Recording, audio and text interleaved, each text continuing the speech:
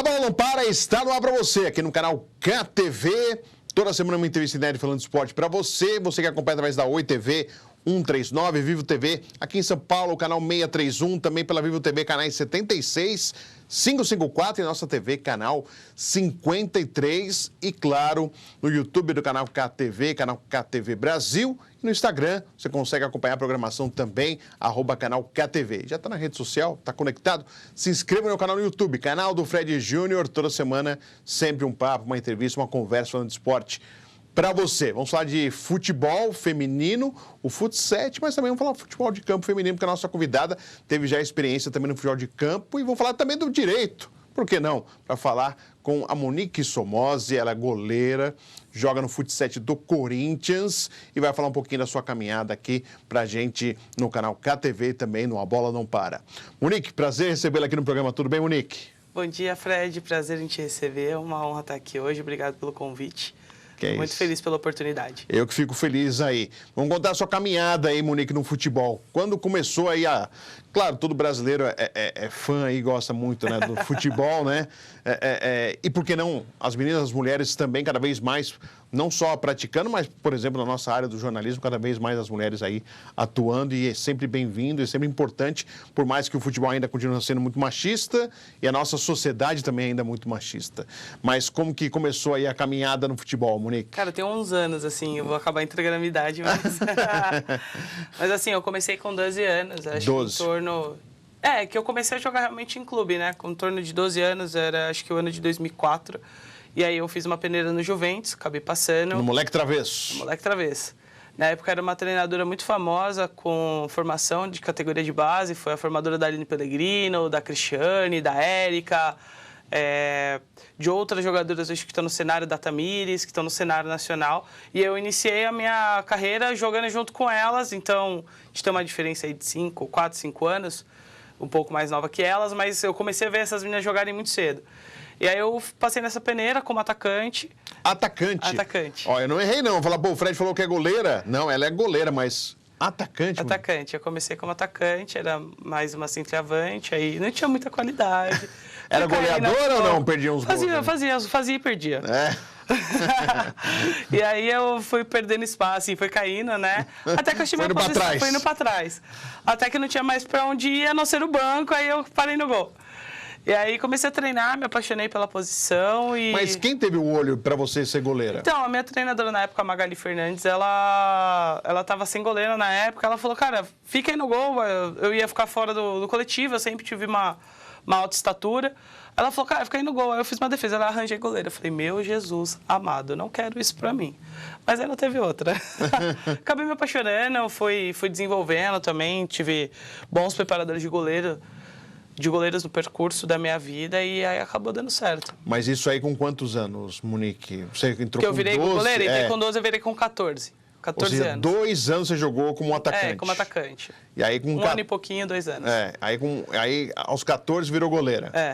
E aí teve, poxa, achei a goleira, mas você não queria ser goleira? Não, inicialmente não. Assim, quem vê de fora tem muito preconceito, né, com a posição goleiro, né?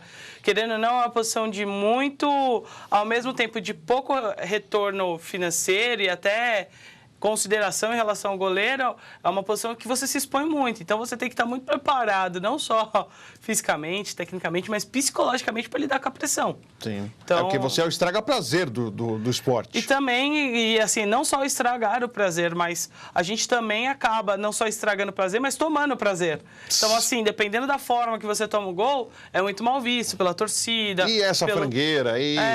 Pelo próprio clube, por aí vai. Não é fácil.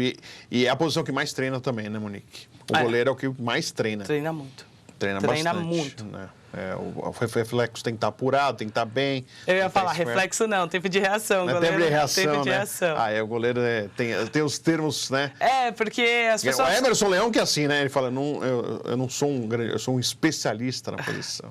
Que eu ia falar assim, que a galera confunde muito o reflexo com o tempo de reação, e existe uma diferença muito grande, porque reflexo é algo involuntário. Tá. Você reflete involuntariamente para a reação. O tempo de reação não, que é o que o goleiro faz. Ele se prepara para poder reagir para a bola. Então, a gente treina minuciosamente para conseguir reagir e fazer a defesa. Então, não é algo involuntário, é algo treinado, entendeu? Por isso que a gente... É que esse jargão do reflexo vem de... Né? Anos. Que reflexo do goleiro. Tá. Eu acho que também combina mais durante a transmissão, né, da falar TV. Tempo de reação. O tempo de reação, até você terminar, já acabou a defesa, acabou a graça. Apesar que hoje tem tantos termos técnicos, né, Monique, assim, tantos termos exagerados, né? O box to box, coisas que, assim, em vez de falar, né, o cara corre de um lado ao outro, termos que a gente sempre usou, uma coisa muito mais popular, agora ficou... Né, charmoso, né? O jogador hoje a gente tem o jogador delivery, né? O jogador entregou, né? Quando o jogador cumpre a função. Não, ele entregou na partida, poxa. Que eu ia falar que virou muito mais estatística do que algo artístico. Acho que se você for comparar o esporte, a evolução do futebol, sim, pega da época de Pelé até hoje, você vai ver uma mudança drástica em relação à característica técnica, característica física. Antigamente o esporte era muito mais técnico, muito mais jogado, muito mais lento, você conseguia admirar o futebol. Hoje eu vejo o futebol de campo, principalmente, um atletismo com bola. Você não tem mais aquele brilho, aquele talento de dar um drible, de partir para uma partida individual. E muitos jogadores hoje até se sentem ofendidos quando tomam um chapeuzinho, uma carretilha, ou tomam um rolinho, alguma coisa assim. Você vê que, assim, pelos jogos de TV, eles ficam ofendidos quando algum jogador tenta fazer isso. Mas eu acho que acabou perdendo um pouco esse lado artístico do jogador que se tinha antigamente, né? E que eu acho que hoje ainda tem muito no futebol feminino. Você consegue ver e ter essa leitura, mesmo tendo algo mais de força, mais algo tático, de velocidade, você ainda consegue ter essa característica de qualidade técnica, de mostrar alguns dribles, algumas questões individuais que eu acho que o masculino perdeu um pouquinho. E aí, o que te fez falar, não, eu vou ser goleira? O que te despertou? Realmente as defesas, os elogios? O que te fez falar, não, vou seguir sendo goleira? Cara, eu quando mais nova, eu sempre fui muito sonso, assim, sabe? Tipo, meio devagar. Então, demorei muito a entender o que eu queria.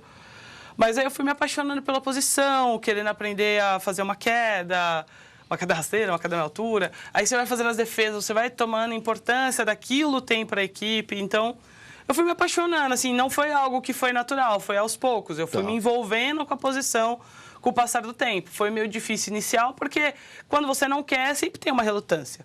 Mas aí você começa a entender que aquilo é o melhor para você. Então, às vezes, nem sempre o que a gente é o que a gente quer, mas às vezes é o melhor pra gente, entendeu? Legal. E aí, aí você ficou no Juventus quanto Até tempo? 2008. 2008. Até 2008. Aí, em 2009, eu saí... Jogando só futebol de campo. Isso futebol de campo, E aí, você ia no Juventus, você participava de seleção também? Sim, participei. Então, nesse período no Juventus, eu joguei pela escola, né? A gente tinha uma parceria com uma escola, então eu ganhava bolsa de estudos para poder jogar. E aí eu fiquei lá até 2008. Qual escola, Monique? Eu fiz todo o meu ensino médio lá. Mesmo saindo do Juventus, eu continuei com a bolsa de estudos lá no grupo Drummond. Ah, no Drummond. Colégio Drummond. Na época, no colégio que eu fiz é o Colégio Alvorada, mas eu sempre estudei no grupo do Drummond. Tá. E aí eu tinha essa parceria, e até 2008 eu joguei Campeonato Paulista. A primeira inscrição de Campeonato Paulista eu tinha 15 anos. Então, Campeonato Paulista, aí joguei algumas competições com o Juventus, e em 2009 eu saí. Quando eu saí em 2009, eu fui pro Nacional, na época era o Arthur Elias, que hoje é o técnico do Corinthians do Campo, que era o treinador.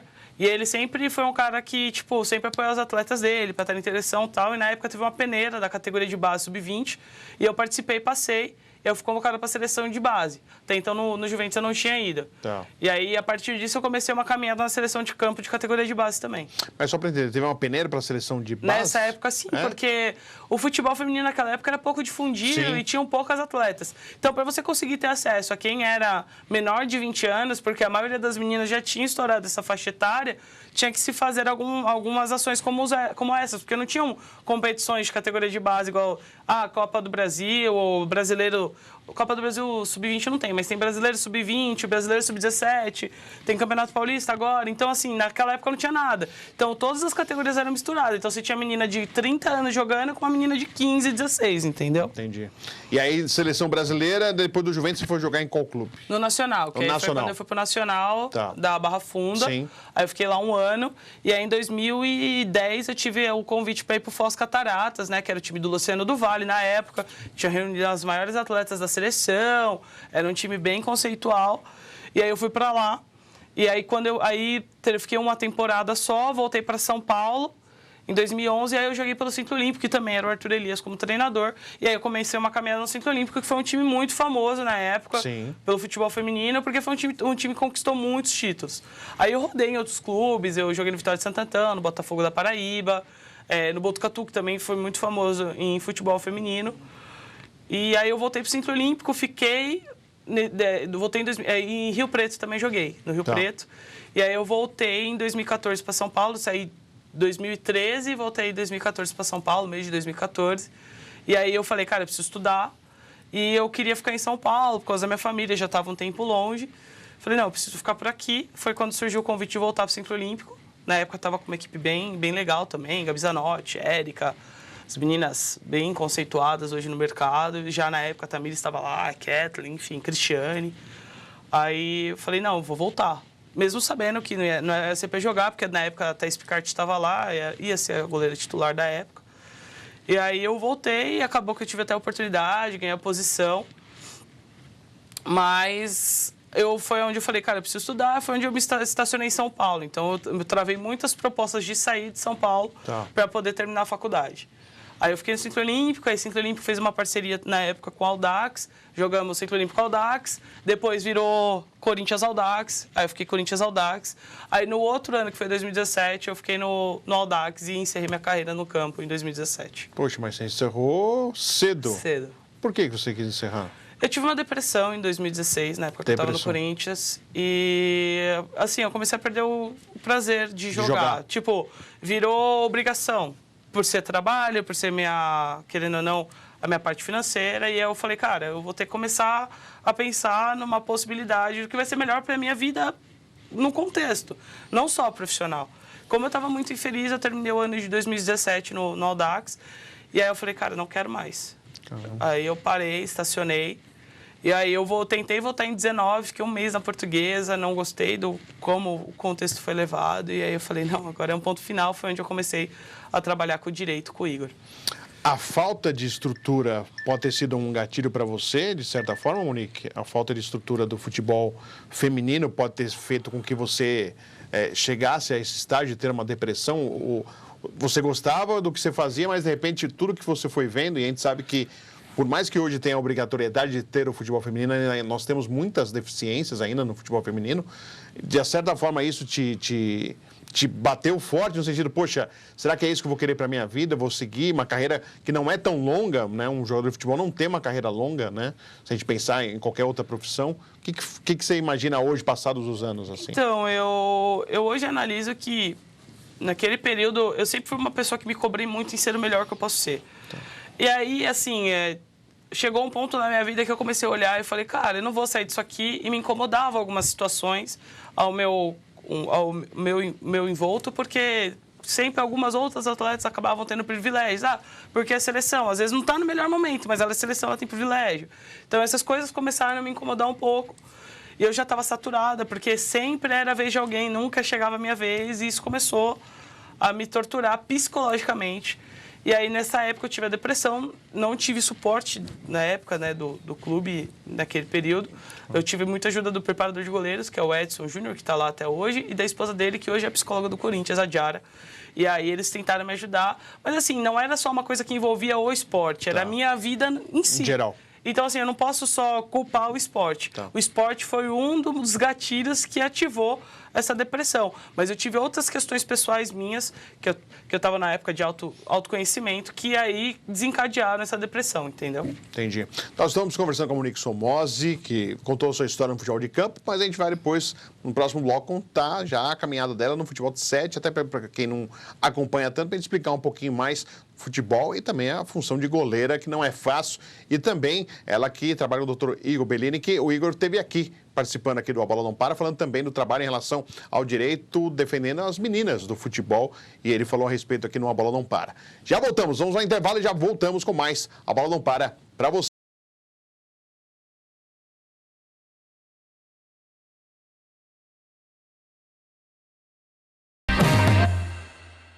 Para você que está acompanhando aí meu canal no YouTube, não se esqueça, se inscreva, deixe seu like aí no canal do Fred Júnior, com a entrevista hoje da Monique Somozzi. Eu vou dar uma dica para vocês. Você conhece já a Frevo, a lanchonete Frevo? Ah, sensacional. Beirute, o melhor de São Paulo. Com certeza lá na Frevo você encontra o melhor Beirute de São Paulo. Tem suco, cerveja, refrigerante. Se você quiser acompanhar o Beirute, sanduíches, tem pratos, você vai gostar. É sensacional. Se você não conhece, são 3 endereços. Acompanha aí. Tem, ó, na Oscar Freire, tem na Augusta, tem no Shopping Guatemi, na Faria Lima. Então vale a pena conhecer Frevo, que está sempre aqui com a gente no A Bola Não Para. Vamos voltar pro programa? Vamos lá.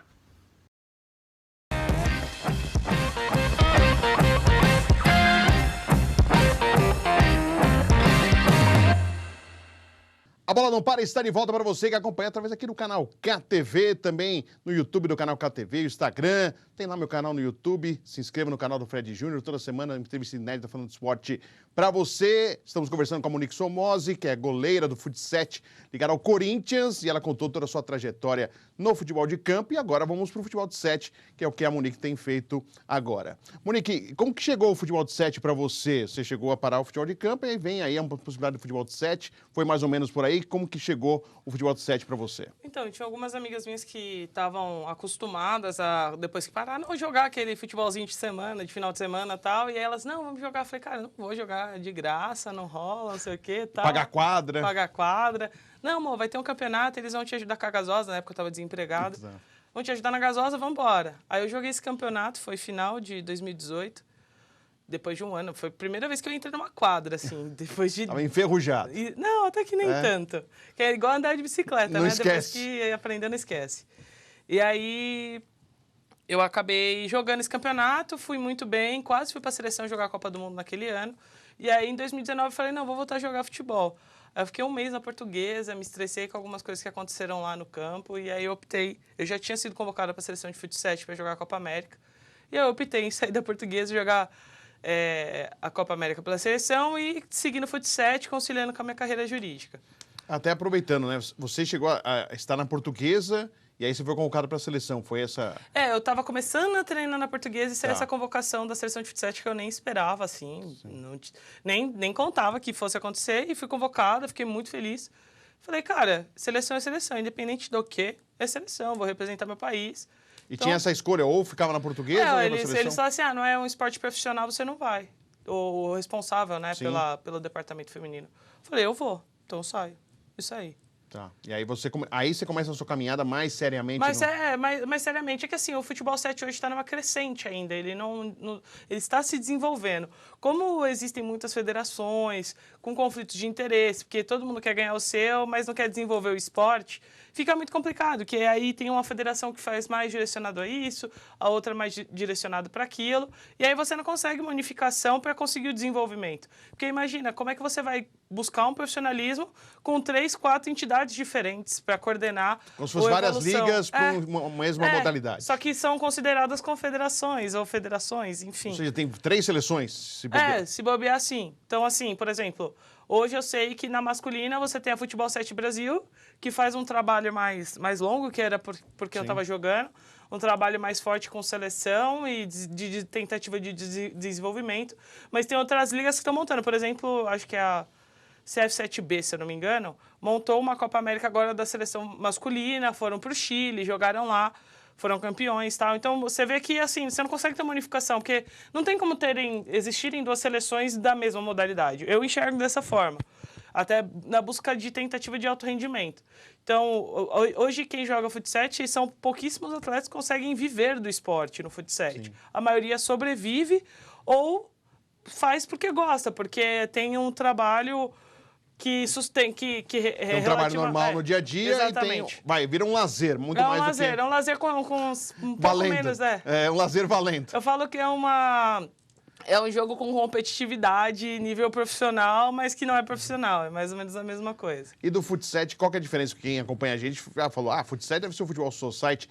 Qual que é o regulamento? Tem diferença, né, Monique? Qual que é a diferença? Tem também, como eu falei, cada liga tem o seu regulamento. Então, você vai jogar numa liga, você tem que pegar o livrinho antes da competição, Tipo, essa aqui eu posso, por exemplo, Futebol 7 Brasil, os escanteios são com o pé, o goleiro pode quebrar, tanto é que eu fiz um gol na Copa do Mundo de 2000. O quebrar que ela fala que ele pode chutar direto pro gol. Direto pro gol, eu posso acertar o gol. Tá. O escanteio é com o pé. Aí tem outras federações que, por exemplo, eu não posso arremessar a bola de área a área com a mão, então tem que quicar ou tem que bater alguém onde. Se cair direto na área do goleiro é falta, normalmente os laterais e escanteios são com a mão. Com a mão. Não posso quebrar. Então, assim, cada federação tem seu regulamento. Às vezes você se confunde, Monique? Cara, teve um campeonato que quando eu tava aprendendo a jogar, eu confundi. Eu quebrei achando que podia e não podia. E aí os caras... Aí depois mudou o regulamento, aí hoje eu sei, né? Tipo, Agora tal liga eu posso, tal liga... Bom, tal mas liga é eu um não posso. exercício pra mente, né? Pra você não confundir, né? Hoje o Corinthians tá vindo numa mudança, né? Eles estavam jogando a Futebol 7 Brasil por alguns desentendimentos com a entidade, no sentido da filosofia de trabalho, optaram por sair. A minha tendência é ficar no Corinthians, então provavelmente eu vou ser desligado de seleção, de outros poréns. Mas a outra federação que a gente vai jogar já não tem essas regras de poder quebrar com o pé, de fazer escanteio com o pé. Então muda um pouco o regulamento, mas assim, o tempo de jogo é o mesmo, o gol é o mesmo, a quadra é a mesma, quantidade de jogador também. E falta, por Só exemplo... muda árbitro também, porque na Futebol 7 Brasil é um árbitro só pro jogo todo. Caramba. Nas outras entidades são dois. O que eu acho melhor, porque fica mais fácil de analisar o jogo. Pelo tamanho da quadra, precisa de dois ali, até né? pra evitar erro, né? Porque, querendo ou não, com o árbitro só você aumenta muito a incidência de erro. E é o que causa muitas Porque, vezes... Monique, se o salão, que é uma quadra menor, são 2 árbitros, por que não, né? O futebol de 7, né? Eu acho que eles fizeram essa inovação para tentar trazer uma proximidade com o campo, mas não sei se foi a mais adequada. Porque o jogo é mais rápido, né? É, muito mais rápido. Daí muito precisa, mais rápido. né? Precisa. E Monique, e aí você tá no Corinthians, você consegue, que ganha o quê? É um salário, é despesa, Não, nada? assim, o Corinthians hoje, a gente joga porque gosta, porque tem amor, não tem um ganho. Não tem nada. A gente não tem despesa, então... A gente tem um cara que é o Chicão, que hoje é o responsável pelo feminino lá, que é um cara incrível, que ele faz porque ele gosta, porque ele não ganha nada para estar lá, ele só gasta com a gente. E aí ele paga as despesas de campeonato, então ele paga as viagens, aí paga o transporte pra gente se deslocar, para não ter que gastar do bolso, paga as inscrições das competições, alimentação quando tem campeonato que vai ter mais de um jogo no dia, estadia quando tem viagem, essas questões. Por exemplo, a gente ia pra seleção, ele ajudava com os valores, por exemplo, para vocês comerem, se precisar, gastava com o seguro viagem que era obrigatório ter, às vezes, se necessário, pagava até o transporte pra gente até lá se apresentar. Entendi. E aí o direito no esporte, o direito desportivo, como que surgiu aí na sua vida? Eu já citei, inclusive, o contato que eu tenho com o Monique através do Igor Maffei Bellini, que participou aqui do A Bola Não Para falar de ações aí do futebol feminino, né, principalmente do futebol feminino. E a Monique trabalha lá com o Igor. Eu falei, pô, Igor, dá uma ajuda aí, eu queria entrevistar o pessoal do feminino. Eu tenho aqui no meu escritório. E falou de você, né? Como que surgiu isso pra você, Monique? Então, hoje as meninas têm buscado mais, porque o futebol feminino profissionalizou assim. Fulana, prazer, carteira de trabalho, você é profissional hoje, você tem que agir assim. Só que não ensinaram como elas se portarem, não ensinaram o que elas teriam direito e os deveres também. Sim. Então, automaticamente virou uma bagunça, porque, putz, eu combinava 10 mil de salário, mas aí vinha 7, porque elas não entendiam o desconto. Por que o desconto? Mas eu ficava até tal hora e o clube não me pagava, eu não tinha folga. Elas não entendem que elas têm direito a ter descanso semanal remunerado. E aí a gente começou a conversar. Por exemplo, direito de imagem é uma coisa que, cara, elas ficaram anos sem receber uma coisa que era direito delas, estava licenciado, era obrigação da empresa pagar e elas não recebiam. Então, a gente começou a conversar e começou a plantar a sementinha, precisa ir atrás. E aí, nesse boca a boca, a gente foi desenvolvendo o departamento. Hoje aí deve ter mais de 30, 40 atletas. Já que vocês atenderam. Sim, acho que até mais, porque só de seleção a gente tinha mais ou menos 30, que a gente fez algumas ações. E aí depois fez um acordo para elas todas. E aí depois entrou com outras ações para outras jogadoras que hoje estão na seleção, outras não. Mas deve ter em torno também de suas 20, 30 meninas. Não, umas 20 meninas de jogadoras do mundo inteiro. Então a gente tem ação de atleta colombiana, de atleta guineana. A gente está tentando entrar com as argentinas também, porque a gente vai dissipando nesse aspecto. Isso fora do Brasil, você está falando? Não, ou atletas aqui que no atuam Brasil. aqui? Por conta de direito de sim. imagem, a gente consegue trazer algumas questões para cá. E assim, Monique, as brechas são tão grandes que a chance de sucesso é muito grande de vocês? Eu ia falar que a justiça brasileira é um negócio muito louco, né? Porque a gente pode fazer nosso melhor, ter a melhor tese, trazer muito conhecimento na petição, mas ainda assim, às vezes, não é suficiente para o juiz. Tá. Então, por mais informação que você traga, a gente depende de uma pessoa para interpretar e julgar. Então, assim, às vezes, por exemplo, a gente lá no escritório tem, acho que no mínimo, uns 20 processos no mesmo fórum, na mesma vara, teoricamente com a mesma juíza. E a gente teve, no mínimo, 3 tipos de sentenças, uma diferente da outra. Uma procedente, uma parcialmente procedente, outra totalmente procedente, uma com valor de 15 mil, outra com valor de 1.000, se tratando do mesmo problema, das mesmas partes, praticamente, só mudava o autor. O resto era tudo igual, praticamente. Só mudava a jogadora. Praticamente isso. Caramba. E aí, cada hora é uma interpretação diferente, porque cada juiz tem um entendimento diferente sobre a questão. Sim. E esse é o ponto do judiciário, às vezes faltar padronizar algumas questões como acontece nos Estados Unidos. Então, você ter a jurisprudência mais padronizada em relação a alguns tipos de assunto facilita o andar do processo, entendeu? Da questão jurídica do atleta. Sim. E, Monique, assim, teve a obrigatoriedade. Os clubes tinham que ter o futebol feminino para poder seguir o seu caminho. Claro, a gente está vendo uma evolução, a gente teve a Ferroviária e tem aí fazendo um bom trabalho, o Corinthians é uma outra referência, e o Palmeiras vem surgindo também, e entre outros clubes. O Grêmio está buscando, o Flamengo, você vai ver na movimentação no Brasil inteiro. O Santos já teve um momento importante também, ainda tem jogadores importantes, mas já viveu momentos mais importantes, inclusive com a Marta jogando no Santos. O São Paulo também vai ter. Então a gente está percebendo a movimentação. Essa obrigatoriedade ainda mostra muitas deficiências. Isso não quer dizer que temos hoje um futebol feminino de excelência. Tem muita coisa para melhorar. E isso que eu estou falando só de clubes da primeira divisão. E é muito pior, assim, o raio-x de divisões menores. Então, eu acho que... Eu enxergo, na realidade, não só acho. Os clubes hoje, quem dirige, normalmente são homens. Não entendem a necessidade de buscar a igualdade, não só na questão salarial, mas na igualdade de gênero dentro da modalidade. Dentro da modalidade não, dentro do futebol, até porque o futebol é um só. E a camisa que eles representam é uma só. Sim. Então não tem o porquê não ter as mesmas condições de trabalho, as mesmas quantidades de uniforme, porque o patrocinador entrega a mesma coisa, tá? O ponto é que os clubes ainda enxergam o futebol feminino como um passivo, não como um ativo. Se você for pegar o panorama em relação ao cenário do futebol feminino hoje, você pega um Corinthians hoje que se autossustenta. Ele não depende do futebol masculino para desempenhar e pagar o departamento feminino. Por quê? Porque criaram uma ferramenta através de marketing para que conseguisse vender o futebol feminino como um produto. Tá. Então, hoje, o futebol feminino se autossustenta, né? À toa que o Corinthians hoje tem recorde de público pagante. Por quê? Porque eu fiz o meu torcedor entender que o futebol feminino faz parte da instituição, não é algo separado. É uma coisa só. Então, o torcedor corintiano começou a criar essa sede por conta desse aspecto. Sim.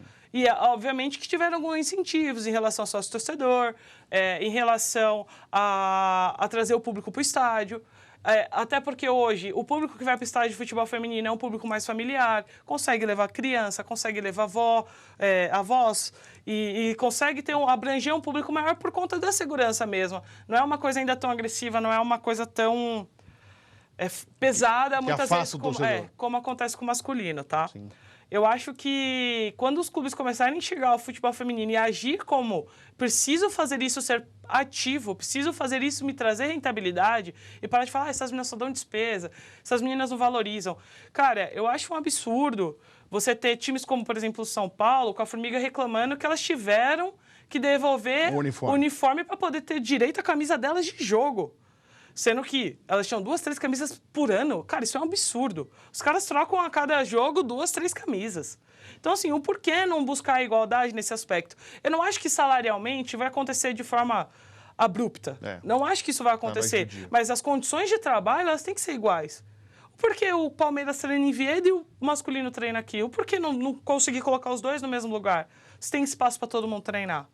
Por que não buscar as condições de trabalho? O salário é uma coisa natural que vai acontecer de ir crescendo. Agora, as condições de trabalho é obrigação do clube, dar a melhor possível para o atleta. Então, assim, eu ainda enxergo que os clubes têm um olhar muito machista em relação ao futebol feminino.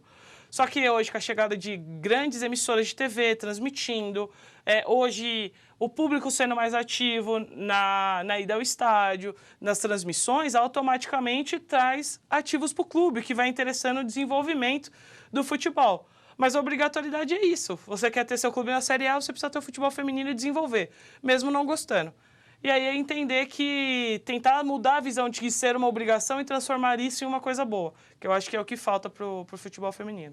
Monique, mais uma vez, muito obrigado por estar aqui no A Bola Não Para. Sucesso para você Obrigado. no direito, também no futebol. Muito obrigado. Né? E muito obrigado mais uma vez pela atenção. Eu que agradeço. Agradecendo a Monique Somoze, foi a nossa convidada deste A Bola Não Para, que volta semana que vem, sempre com um convidado inédito falando de esporte para você. Até lá!